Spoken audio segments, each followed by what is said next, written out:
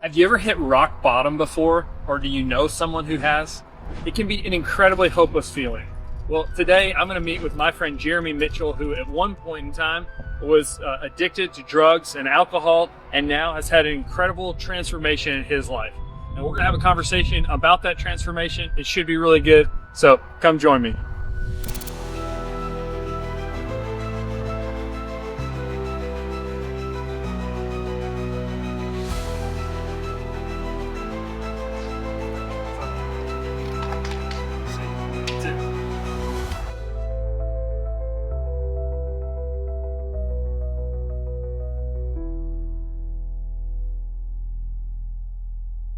Well, Jeremy, thanks so much, man, for having this conversation. And we have these kind of conversations all the time. And there's often times I'm like, man, I wish we could have recorded that to be able to share with other people who might benefit from it. So we're doing it. Well, we're gonna have this conversation available. And for those who are watching who don't know your story, I'm looking forward to you being able to share some of that because it's been an incredible transformation of your life from rock bottom, struggling with addiction, and now you're the director of a drug and alcohol recovery program for men. That's amazing. How do you go from there to where you are now?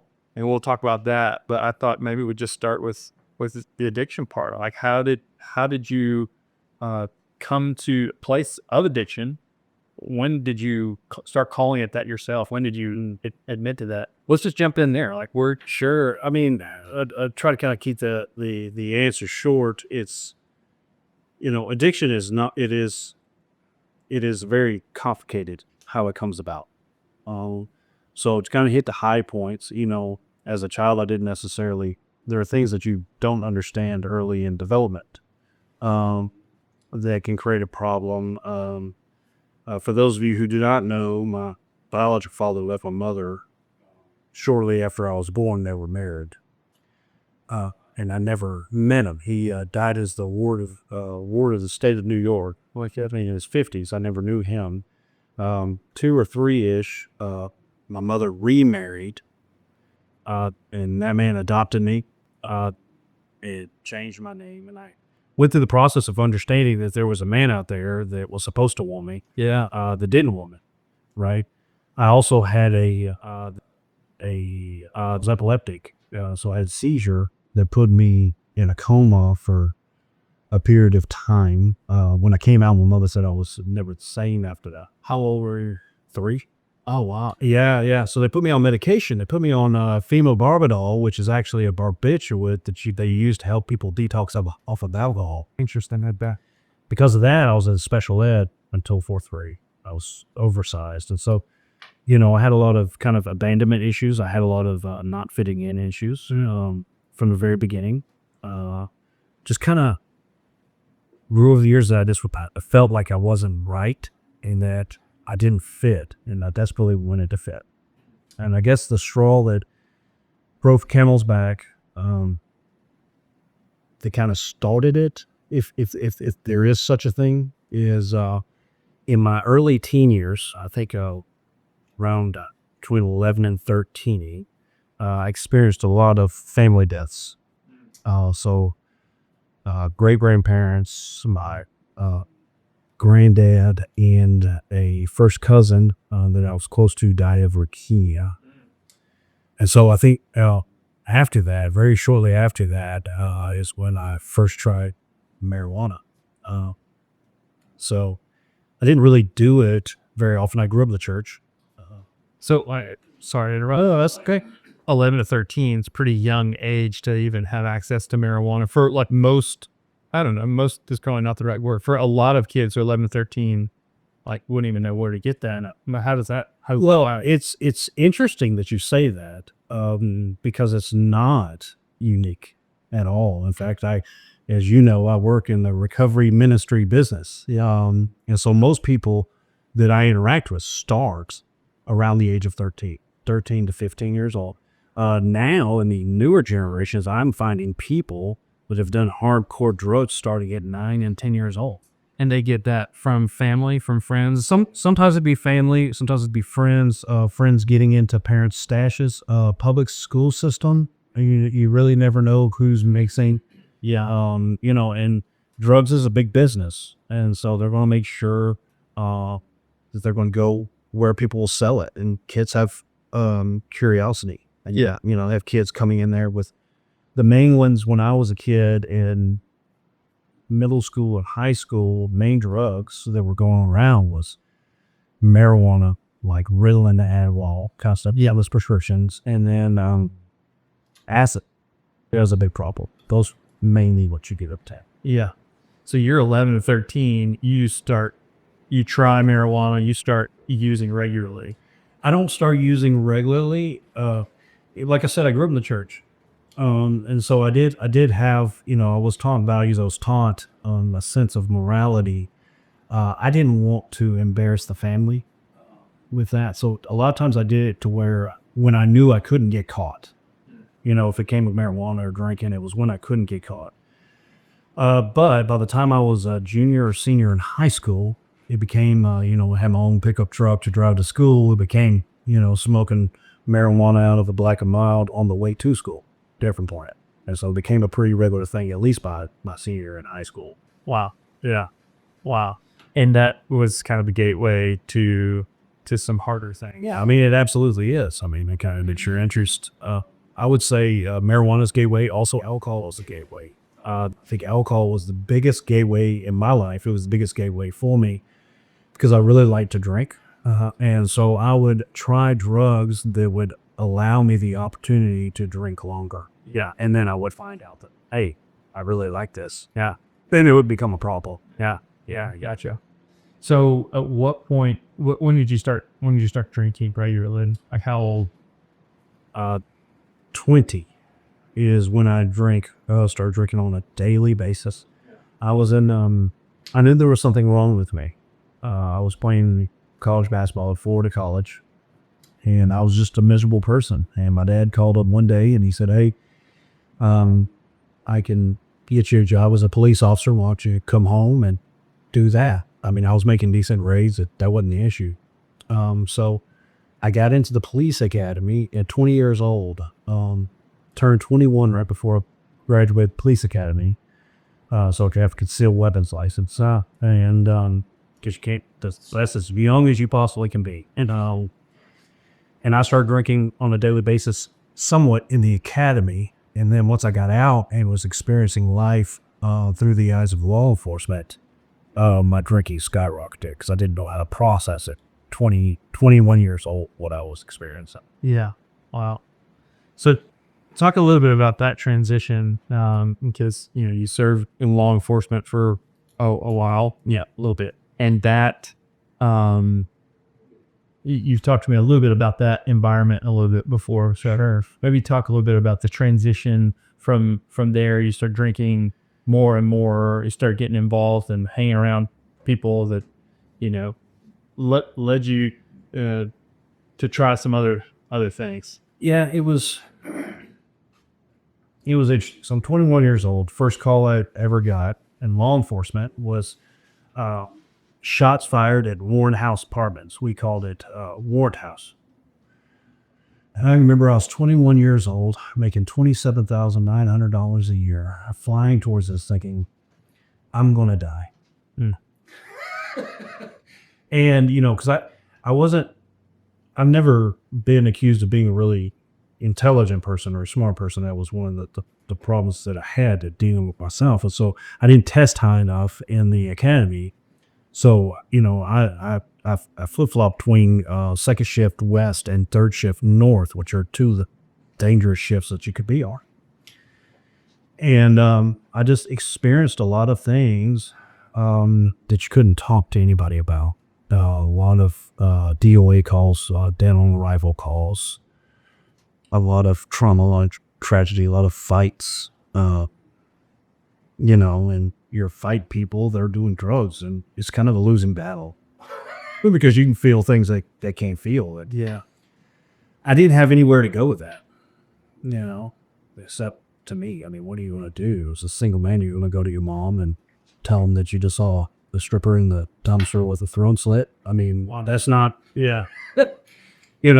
nor you had to clear a trailer with an 80-year-old woman dead laying in the middle of the hallway where you're going to step over her face and she still looks alive. Like, those aren't things that you don't, you really can need to be. So were some of those experiences, did that kind of lead you to, for lack of a better term, self-medicate, like responding to trauma with substances? 100%. It helps slow down the thoughts. All right. I needed a way to put all that kind of stuff that I was collecting in a nice little pretty box and closed up so I didn't have to deal with it. And at that point, when I was a police officer, unfortunately, I was drinking was the primary thing. And then when I was off, I was eating shrooms, I think, during that time. Eating shrooms. Yeah, a hallucinogen. Yeah. Which is not smart if you're carrying a pistol all the time. But that's what I was doing during that period of time. And I mean, how do you get into that? I mean, I think,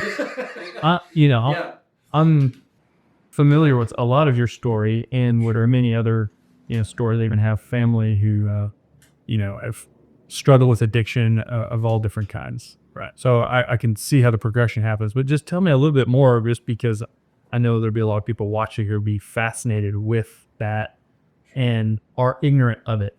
So they're watching this going like, how does this even happen? Yeah. I was alone. I didn't understand it back then, but I really wanted to have a family bigger than what I had. I wanted to have healthy relationships. I didn't know how to do that. So I would go to bars, drink, and, it's like Cheers, go where everybody knows your name kind of thing. Right. Yeah. You just strike up conversations and you make relationships where y'all think that y'all are, best friends or whatever. And one conversation leads to another, and this person has this or this person has that. Yeah. You try it. Yeah. Yeah. Gotcha. Yeah. Your friends shape your future. Yes, they do. And I mean, the devil is cunning. Evil is cunning. Yeah. You can't see what's happening as it's going on. Yeah. It's the Bible says to keep a sober mind. Be watchful and keep a sober mind, for the devil is like a roaring lion seeking that which he can devour. Yeah, right. I'm thoroughly convinced that on this planet, as a Christian person, you do not have a chance, a snowball chance in the bad place, of surviving if you are not sober minded.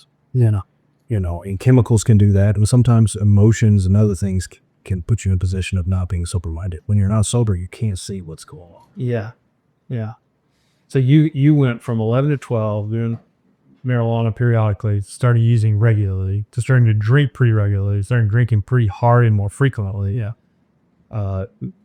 Eating shrooms. Sure. On the off days. Is there anything else in there that you continue to explore with? I mean, sure. Once I, got fired from the police department, considered a liability of the city of Huntsville, and again ran out of the city of Huntsville, I decided that's a whole story in itself.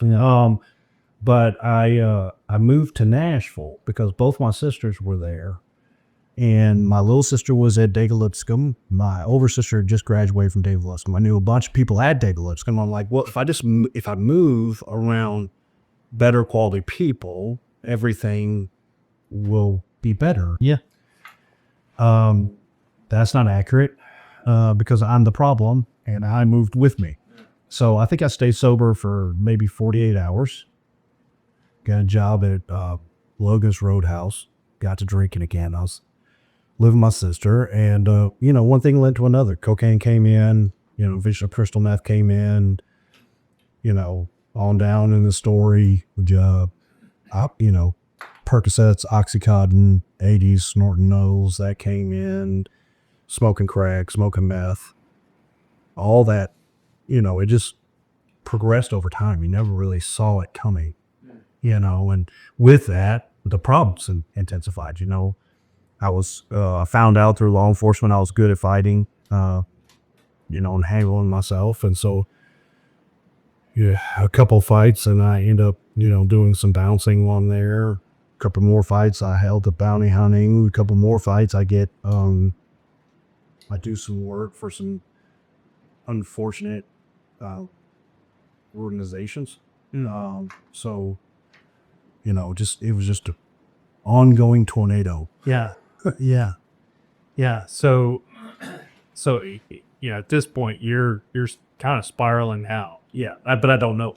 You don't know it yet, right? But you're spiraling out, and I guess so. At this point, you wouldn't necessarily have thought like, I have an addiction. No, it never crossed my mind. Yeah. It never crossed my mind. It was just the way life was. I never considered it. Yeah. This is just what you do. Yeah, that's how far in I was. It took a few years before I figured out, because I had to see a different kind of lifestyle Yeah. to understand that that's not the way it's supposed to be. Did you find yourself chasing a high, chasing the next high, or just like trying to figure out when you're going to get your next fix? Was it like that? Was it something you're always thinking about? Because that's often what we see, with many guys are really looking for, I got to get my next high. And that's the priority. That's the focus. Yeah, I mean, at different stages of it, it acts differently, right? So in the beginning, it doesn't work that way. It's just a fun time, and then you start thinking about when's the next time you're going to be able to do it, and then it's like, hey, and then you get to the point where you're like, I can't wait to get off work so I can do this. All right, but it does. Over time, it completely consumes you. Become a slave to that scent. Yeah, That everything serves that scent. yeah. All your decisions, all your money, your relationships serve that. Yeah. Yeah. That's the way it always is. There's no way else. There's no way around it. Yeah. Yeah. I'd be curious about how you would define an addiction, because one of the ways I've thought about it is it's where you need more and more of the substance, but you're getting less and less of the high. And so you risk out for that too. So you got to go get more and more to get the fix. What got me to the answer was that eventually, if you go hard enough in the paint, go long enough, it quits doing what you needed to do. And what I needed it to do was to stop my brain, to help me not think. When it didn't matter how much I was putting in, my brain did not slow down. Yeah. That was a nightmare. Wow. Well, even though you weren't totally aware of what was happening, I imagine family and friends and others who loved you, like, were watching this happening to some extent, right? I mean, you're probably able to keep it hidden for a little while, but it's By the time I lost the police job, people became aware that I had a problem. You lie to yourself. When you're in the middle of sin, Just call a spade. When you're in the middle of sin, regardless of what it is, you are going to lie to yourself to continue participating. yeah, That's why if you ever get honest, brutally honest, that will be the chance of transformation. So I disappeared. Many times in my life, my family couldn't find me for 6 months to a year. Had no idea what I was doing. I thought I was doing them a favor because I wasn't attaching them to that. In fact, once at the last time I drank was the first time that my family ever actually saw me under the influence. And that was because I walked to their house and asked them for help. I was teared apart because they expected to get the phone call. yeah. They expected me to be found dead in a ditch. Yeah. Rightfully so. And so I stole a lot. I didn't steal money and things like that, but I stole security, emotional stability, peace of mind. I stole those kind of things from my family, which is far worse. Yeah. Yeah. So at what point you talk about walking to your family's house? You're under the influence at that point, and because you're just hopeless. I mean, are you at rock bottom at that long? I don't know. It's an interesting part of the story. I started trying to get sober in 2003. And I get sober for a while, and then I fall off, get sober for a while, fall off. And that went on for a long time. But eventually, the alcohol and the drugs quit working. And I grew up church, if you remember saying that. Yeah. And it was the craziest thing. So where I went to church, they they had Bible memory challenges from kindergarten to 12th grade with increasing difficulty depending on which grade you're at. Yeah.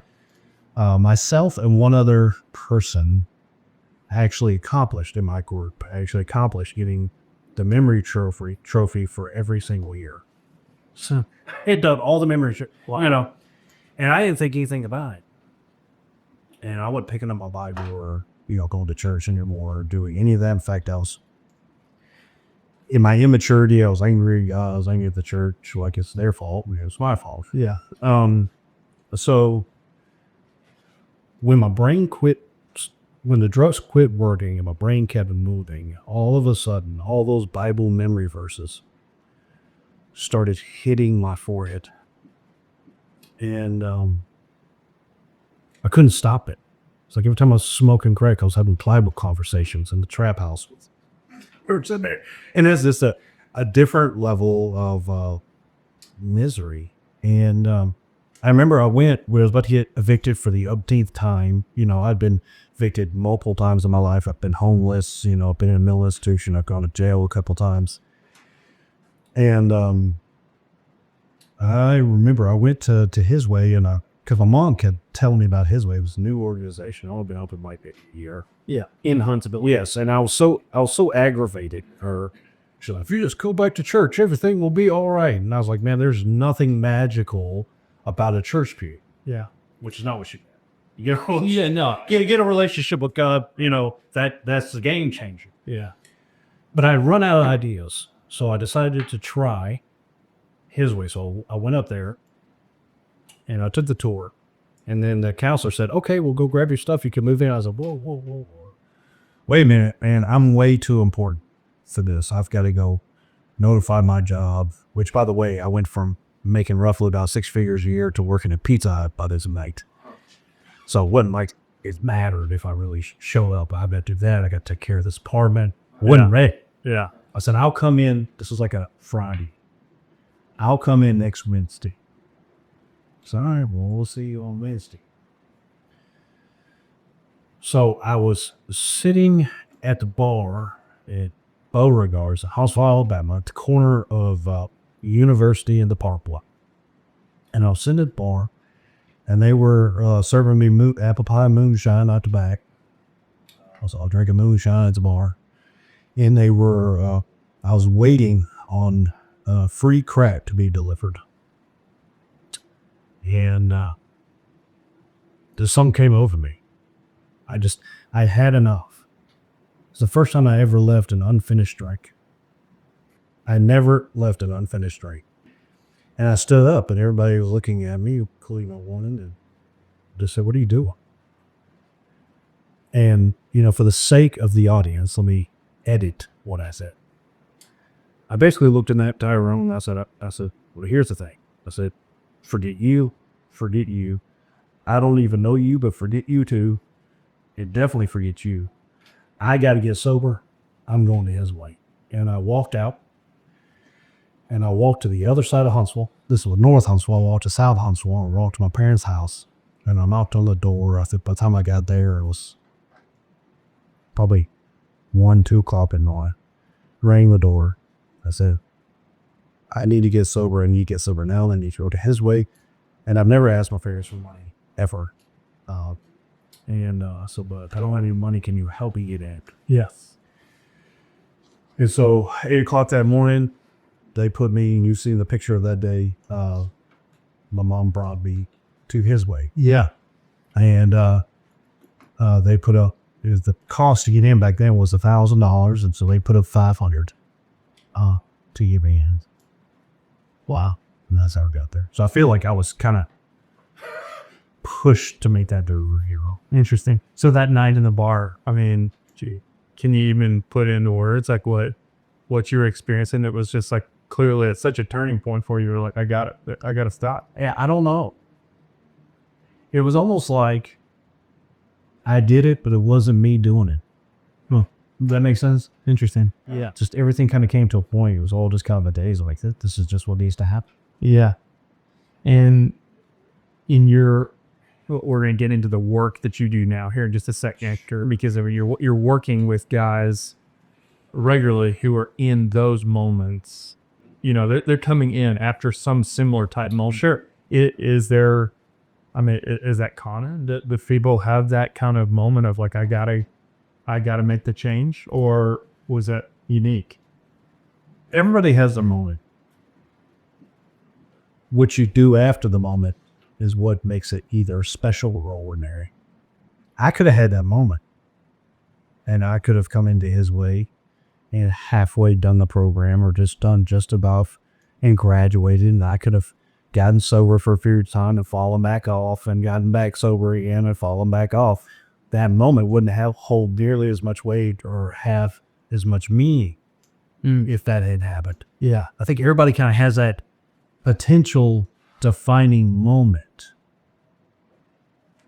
but if it's not followed up, With change, with change, with faith, with, a consistent, faithful obedience. Yeah, in the process. Interesting. Yeah, with a true decision, just no other options. yeah. Oh, Well, so talk about that. Talk about like, because I know that His Way is an extended program. It's a drug and alcohol recovery program for men. It's residential. You're living together. Before we get to your work and how you help people, I mean, that was not easy for you. It is not easy for those guys coming in, especially those first 30 days, right? Right. And maybe you would say it's even longer than that. I mean, it's months. But talk about that process a little bit. Like, what you were intrinsically motivated at this point to make some changes, but you still couldn't do it on your own. right. So talk about, Well, I was stubborn. And in this case, of being stubborn helped. So when I first came in, I blew a .149 on the breathalyzer test, and I failed for everything except for PCP on the drug test. and what would be standard? Like, 12 pound, that would be opiates, amphetamines, methamphetamines, barbiturates, benzodiazepines, marijuana, hallucinogens. Yeah, there's a lot. Somehow, I had just about everything in my system. I don't even know how that happened. And so I don't remember a lot about that first day. But I do remember one thing. Tom, the director, yes, Arm Reynolds, he asked me, what are you here to get? And I remember I told him, I'm not here to learn how to get sober. I already know how to do that. I said, the problem is I don't know how to stay sober. Yeah, it's because I'm miserable and I hate my life and I hate everybody, everything. And I said, and I believe that that's because I don't have a relationship with God and I no longer know how to have it. interesting. That's what I told him. Now, the arrogant thing of that statement was, if I had known how to have a healthy relationship with Jesus, I wouldn't have been in that situation in the first place. Yeah, I had never known how. Yeah. I said, but that's what I'm here to do. Yeah, that's what I'm here to learn. And so my stubbornness, that's what I focused on for the last almost 16 years, right? I also understood that my thinker was broke, that my decisions always end me up in bad situations, the consequences. I couldn't escape the consequences. I'd already come to the understanding that I love getting high and I love getting drunk. To this day, I love getting high and I love getting drunk. What I don't like is the consequences, and I can never figure out how to get high and get drunk without the consequences. yeah. So because of that, I got to quit doing this. Yeah. But I don't know how because my fingers broke. So I had decided that regardless of what they told me to do, that I was going to do it. You're just gonna do it. You're just gonna put it in action. Whatever they suggested for me to do. I did have a stopping point. This is slightly over PG-13, but I had said this, I remember. I said, I will do everything up to the pint, even if up to a certain point, even if they ask me to stand on my head, tell me to stand on my head and recite the alphabet backwards while gargling goat urine. If they tell me that's what's going to help you to stay sober, I'm going to try it. Well, anything at least up to that point. I mean, and I know that sounds ridiculous and that sounds crazy, but I kind of had to be absurd. Yeah. And that's what I did. And I didn't do it perfectly, and I was an angry person. It took a long time to work that out. But it was taking those suggestions and just Jesus becoming real for me. I tell people, I grew up hearing about Jesus, right? Yeah. So I knew Jesus. I knew about Jesus, but it was his way is where I met Jesus. Right. Yeah. So I love that, and I knew that was the freedom that you experienced was in Jesus. I'm still trying to wrap my mind around it, right? Well, it's there's parts of it that are complicated, but it is like fairly simple. Sure.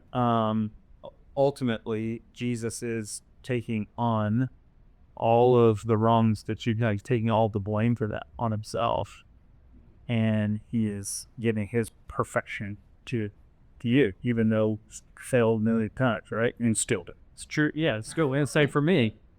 But at that point, early on when you're getting in, that's still a really probably a hard thing to still understand, right? Yes. So talk about a little bit. You're ready to do whatever they're telling you to do. What were some of those things that they told you to do that you might not have wanted to do, but you said, okay, you're asking me to do this, fine, I'll do that. Like what practically, what does that look like? Go to this class. Do this book work. Like a class. Go to not a class. Well, Bible class. It was a recovery class. It was very simple when I went. His way that I went through is not his way that people experience today. Yeah.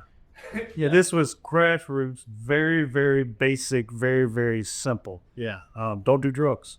When you smoke over there. Don't smoke over here. Yeah. Following rules. One of the big ones I will tell you was go church.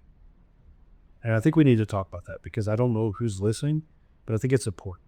The church has a part to play in all this whole thing too. I grew up at church, so I had an idea or an understanding of what the expectation was. Yeah. And I got into a place. I didn't really have nice clothes at that point. And I didn't look like people that go to church. I still don't, actually. I don't look like people that go to church. And I remember praying to God. I said, sorry, this one.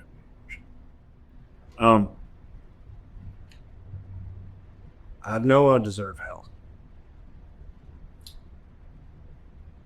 And I'm not asking for anything different. So, but if you'll just, sorry.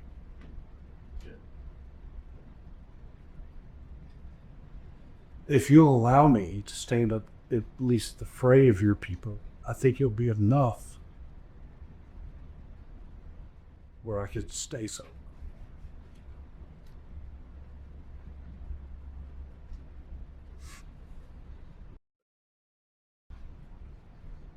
And I walked into the church, and they were incredibly welcoming, enveloped me. I had some old crazy old white woman come up to me, saying, "Oh, I love your tattoos. I'm kind of going bald," and she had white hair. "Kind of going bald up here. Do you think that they could tattoo white on here to kind of help them?" I'm like, "What are you talking about, you crazy old woman?" I loved it. I had a man who never met me with special needs just walk up to me and give me a hug, and it was such a beautiful thing that on down the road, I remember I had a different prayer, and I said, "Dear Lord, thank you so much for allowing so many people to love me. It's amazing. Never thought that could happen." I said, "But if you don't mind, can you allow them to love me a little bit less? I'm exhausted." You know what I mean? Yeah. I'm at this person's house, I'm at this person's house, and you're invited to this event, and if you remember from my story, as a little kid, all I wanted was to feel a part of something. Yeah. And not be the odd man outside looking in. Yeah. Wow. Yeah, that's amazing. So you think there's a real connection there between addiction and just the desire for belonging? Yes. The opposite of addiction is not recovery. The opposite of addiction is connection. Connection's always about connection. Yeah. Wow. So at what point would you talk about, like, you're in the program, you're doing what they're telling you to do, you're experiencing what church and hospitality and Extraordinary hospitality is what Houston says. well, I love that. Yeah, no, and I think it's hospitality is that there's something deeply spiritual about hospitality, and it sounds like you experienced that on a brand new level, even though you had grown up in the church and knew what it maybe should look like. You're experiencing it, so now talk a little bit about coming out, right? Coming out the other side. And I don't, pardon my ignorance, I don't even know the right word to use when you're coming out of an addiction. Is, in a sense, it's a lifelong struggle. Yeah, sure. Would you talk about it in those terms, or? I don't know how I talk about it, Houston. It's incredibly simple. It's incredibly complicated. I don't. One, I'm not out of it. Right. Yeah. I'm still in the program of sorts. I'm still in Bible boot camp, if you will, and trying to learn and to develop. When I started looking at the word recovery, I had to figure out what that was for me. Yeah. So I had to figure out, just for me personally, what addiction was. And so for me, addiction is sin. Okay? And through that, I looked at it as I am trying to recover from a life of sin, from a life of missing the mark. Yeah. And so then everything became relevant.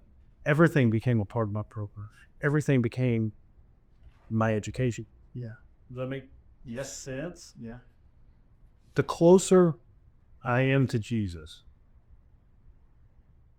the farther I am away from the drugs and alcohol. Yeah. So as long as I stay in pursuit, because here's the crazy thing. Yes, I'll go ahead and say, I am a supporter of mutual health meetings. I do think that God has given us a lot of different wonderful programs to help us to sort out the things that we need to sort out. And I have participated in 12 steps and different programs to help me to understand different things, kind of streamlines some biblical thought processes in a lot of ways. But literally all I've done for the last almost 16 years is pursue a relationship with God and try to learn a little bit more about Him every day. That's all I've done. Yeah, I've literally just read my Bible. In fact, that's all I get paid to do. I get paid to read my Bible. How crazy is that? Yeah, and talk about it. Yeah. Well, that's where you are. I mean, it's know where you were, and you talk about Jesus in the middle. What was through all of it, what was meeting Jesus? Like, what was that? It wasn't just a heady thing. It wasn't just words on a page. It was actually like, oh, I've had an encounter with Him. He answered my prayers. I didn't know if this was real. I didn't want to do this God stuff. Didn't want to even do this. I didn't want to be a part. When I came to His way, I really didn't want to be a part of church. I didn't want to have to do the whole God thing. I didn't want to have to be with that. But I was going to try. I couldn't think of anything else to try. Yeah. When I prayed to Him, He answered. In a lot of ways, it's really just that simple. I lay my head down. I never had that situation where you lay your head down and then all of a sudden your brain turns on and it's going about 90 miles an hour. Yeah. That would happen to me all the time, and I pray for Him to knock me out. I remember when I got in group prayers, that every time I'd get into group prayers, weird, I could smell crack and I'd hear the sizzle. I don't really like crack. I tried to like crack, but for whatever reason, and that was just creating a very intense situation. So I prayed to God about it. It stuck. I prayed. Another one I did. If you notice, when you preach, I never fall asleep. I don't know if you keyed in on that. Yeah. It's a gift that I have. Not just for you, but for all preachers. Because when I first started going to church, every time I sit down in church, I start getting drowsy and I start doing this little, You know what I'm talking about? Oh, yeah, I can look down and see that. Yeah. And then I'd go, Not with you, just with the whole crowd.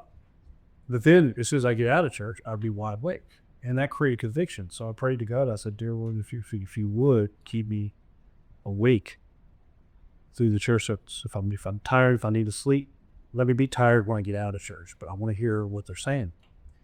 I probably shouldn't have prayed that. Because I hadn't been tired in a single church service since I said the prayer. Interesting. I can't go to sleep in a sermon if I wanted to.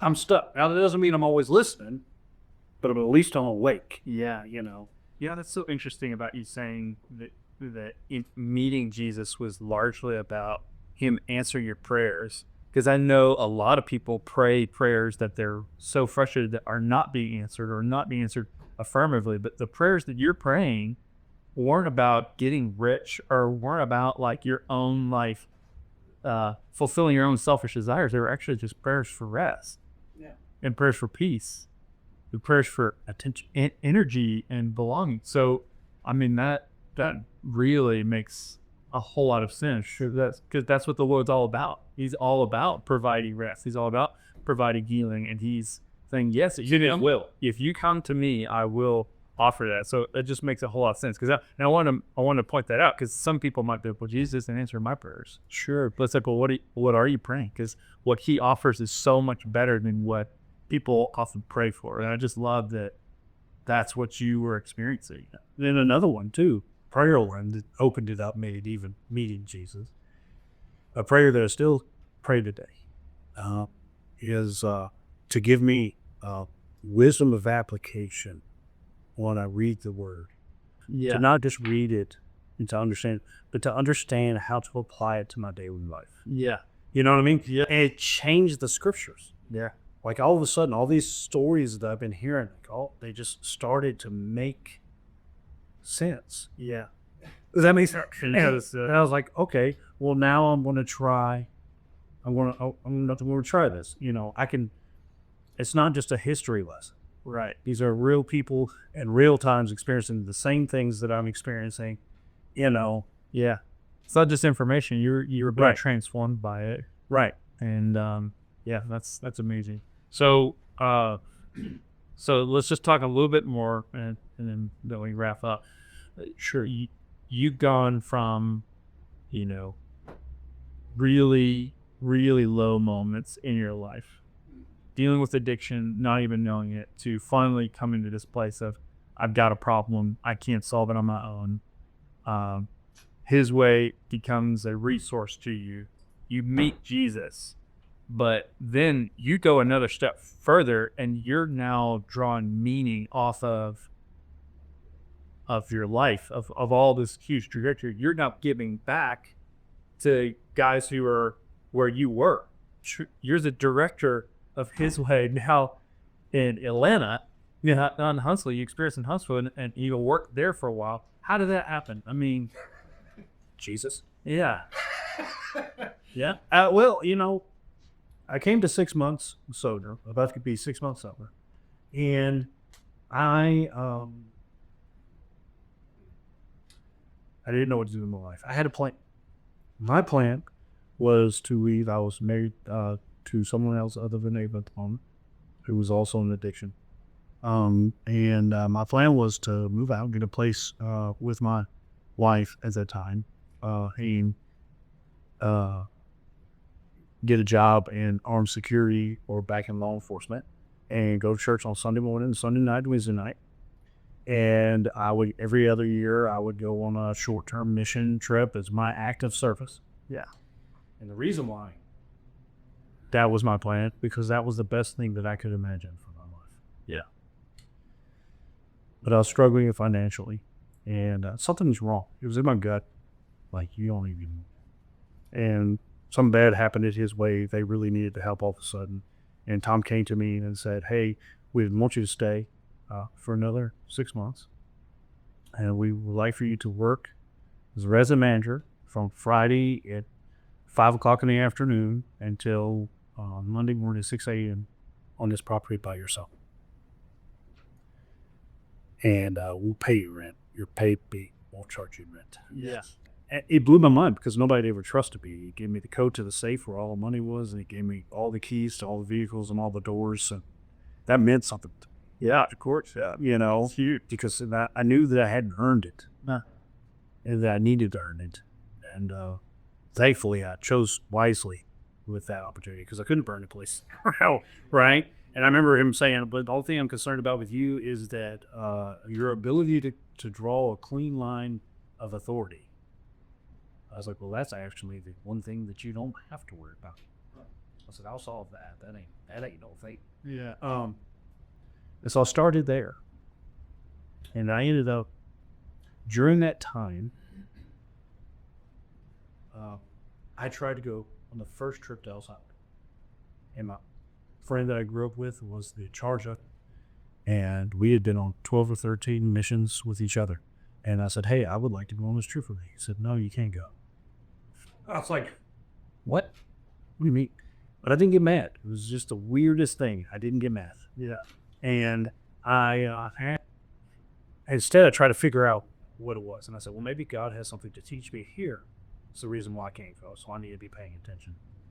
The worst night that I ever had it his way was while that trip was. The short of it, 3 of the residents got drunk.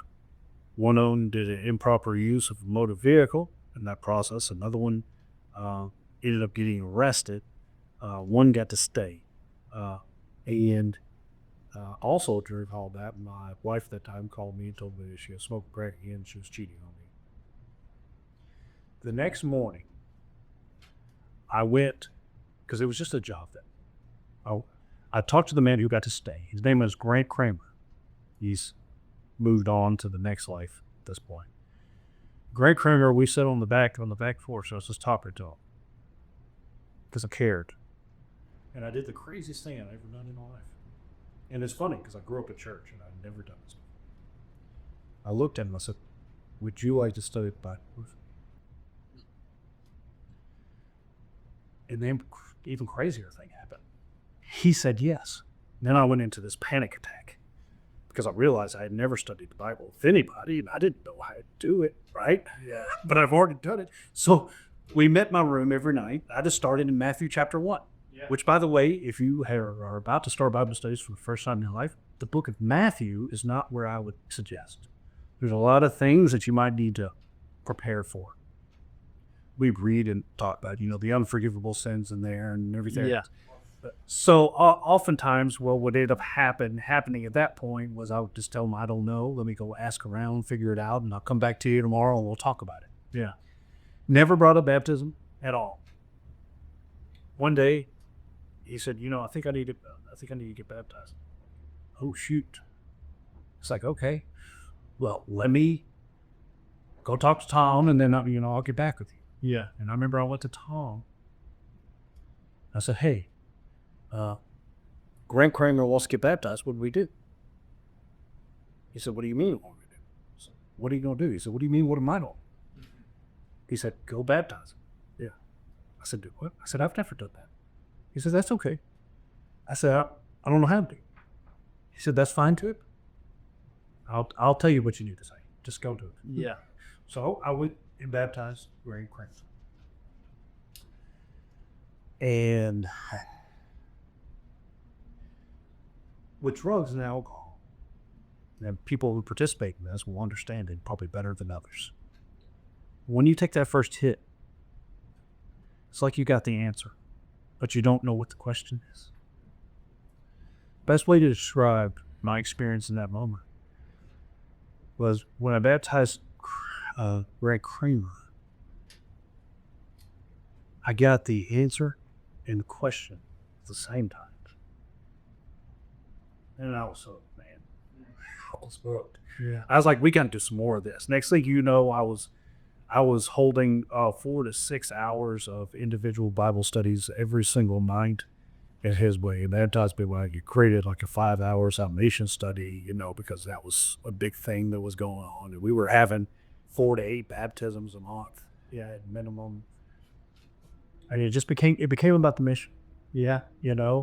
Like I went from having a job to having purpose in a ministry. Yeah. Yeah, I think that's kind of the key moment. And I tell my staff, today, the mission ultimately is to go make disciples of all nations, baptize them in the name of the Father, the Son, and the Holy Spirit, teaching them to obey everything I've commanded you. And surely I'll be with you to the very end. I tell my staff regularly, nothing trumps the mission. No matter what happens in life. Yeah. Our job is to sow the seeds of the gospel message, and we need to do whatever it takes in order to be able to do that. Yeah. Yeah, for sure. Yeah, it's amazing. You met Jesus and you got a dose of the meaning and the purpose that he always had for you. Sure. And it's pretty amazing to see that transformation, that happened for you, and how that's affected so many other people. I mean, just since I've known you the last 4 years or so, I mean, you've led many to Jesus and helped them have their own experience. Every story doesn't have the same ending, right? Yeah. I mean, everybody has their own path to go with Jesus. Sometimes some are prettier than others. Yeah, and some, again, since I've known you, I know you've experienced even more of this in your life, in recovery ministry. Some they don't make it.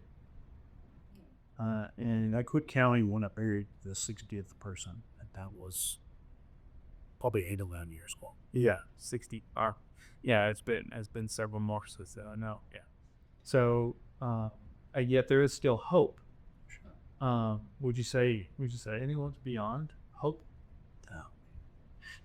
You're not beyond hope before, as long as you're breathing, there's still hope. There's still an opportunity. There's still a chance. Yeah. The Bible says, the Romans, it's God's kindness, tolerance, and forbearance that leads us to a night change. Yeah. It is his patience, kindness, and forbearance. That's why he has not killed us. We're still alive because of his patience. Yeah. There's still hope. When there's not hope, stop. Yeah. Yeah. But it's I've always done basically the same thing. I'm going to give you a story because I like stories, if that's okay. We're running out of time. No, we're good. But when I was at college, I went to play ball at Florida College. It was in Temple Terrace, right outside of Tampa, Florida. And so there was a Clearwater Beach was the main beach up there. And during the spring break, there's like a month and a half where every state, a couple states every week would come have spring break. And so, we had a bunch of us, good-looking fellows that were all muscularly in good shape. One of our buddies from Georgia, actually, he was from Georgia, had a pickup truck. And so we would all jump in the pickup truck. And, of course, we smoking a little weed, drinking, and heading down there. Well, there's only one way in, one way out. And it would be backed up. I mean, you'd barely be crawling. It'd take you an hour and a half to get to the beach from this point. And so me, having the gift of gab and one or two others, and this was a long time ago. If you do this now, you'll get shot. But we'd get out of the truck and we'd start walking down the street. And anytime we'd see a car with pretty girls in it, whatever, I'd just jump in the car with them and start talking to them and tell them where the party's at, right? So after I do that, by the time our truck gets to park, when I get to the beach, there is already a full-blown party on the beach in a certain location, and everybody's looking for me to be there.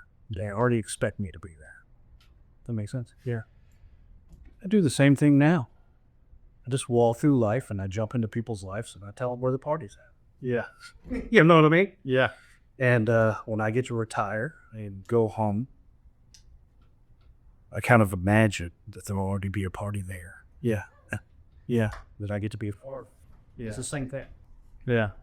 I love that. That's a really fascinating parallel, because ultimately it kind of comes back to wanting to go to a place where everybody knows your name. You're experiencing belonging and connection. And yet one of those places is going to lead to not just the sin that separates us from God, but it's going to ultimately lead to, addiction, disintegration, humiliation, isolation, all these things. It's going to take you away from the very thing that you're seeking. Sure.